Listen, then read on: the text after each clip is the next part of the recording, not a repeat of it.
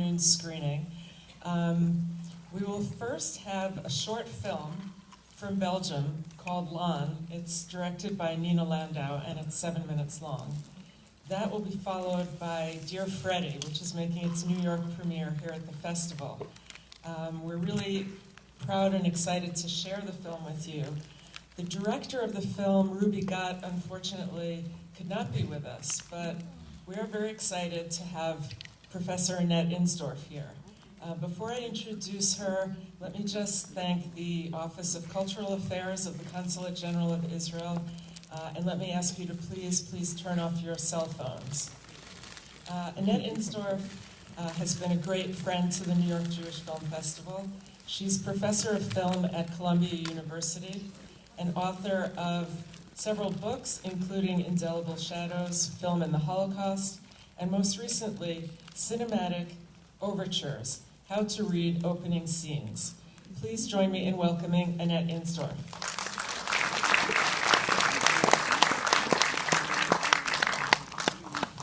The diminutive Annette Insdorf. Okay, so the film that you're about to see, I think it's a fascinating documentary. I have seen pretty much every film that easily gets to New York that deals with the Holocaust, and I thought there's kind of nothing really new that I'm able to learn from films, and then I see this. It's about a German Jew during World War II who happened to be openly gay, athletic, and a savior of children in the Nazi concentration camps of Terezin in Czechoslovakia and Auschwitz in Poland. This kaleidoscopic portrait, it contains interviews with some of his pupils and counselors. They attest to the daycare that amazingly Mengele allowed Fredy Hirsch to keep in Auschwitz. If we compare Hirsch to another Jewish savior like Janusz Korczak, well, Hirsch was not as selfless as the older and more paternal Korczak. We learned from today's film that Fredy even had a lover in the camp. He had also been approached by the underground to be part of a March 1944 revolt.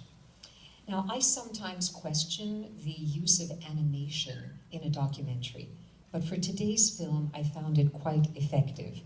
The stylization helps us to visualize Fredy with his lovers, with the Nazis, in an abstract way that works for the film. And I think you'll find that Ruby Gott, who is Israeli, he directs with visual intelligence. You'll see how the film begins with Fredy in a photo frame, but the images are in motion, displaying the athletic grace of this man. Now, for some of us, the image could be reminiscent of Leni Riefenstahl's Olympiad, until we realize that this is a Jewish man in World War II. The film is again visually clever when Fredy's niece speaks in Hebrew about his mother disappearing from his life for a year after her husband died, and you'll see how there's a photograph in which she literally disappears from between Fredy and his brother.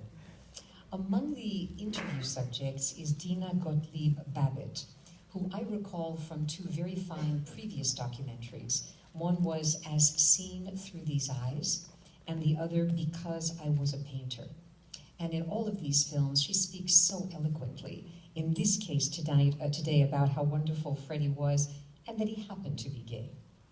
You might also notice the footage from a German propaganda film. It shows the idyllic images that the Nazis tried to project, as we hear, of course, about the deportation, that really thousands were taken at the same time that the film was made.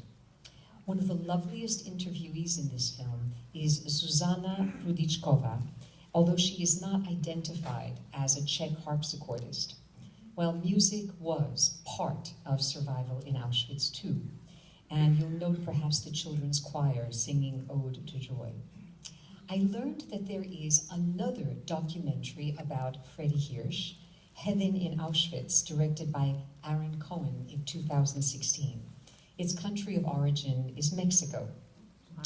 I happen to know the screenwriter, Sabina Berman, and when I contacted her, she told me that she owns the rights to Fredy Hirsch's story. My immediate reply was to make a fiction film of this as quickly as possible. Finally, because Ruby Gott is not here with us today, I just wanted to quote him about this film.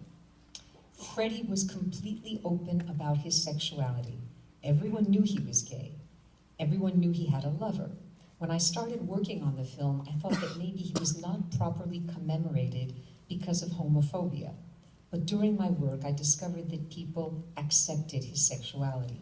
People talked about him in a warm and humane way, unquote. And now, Dear Fredy.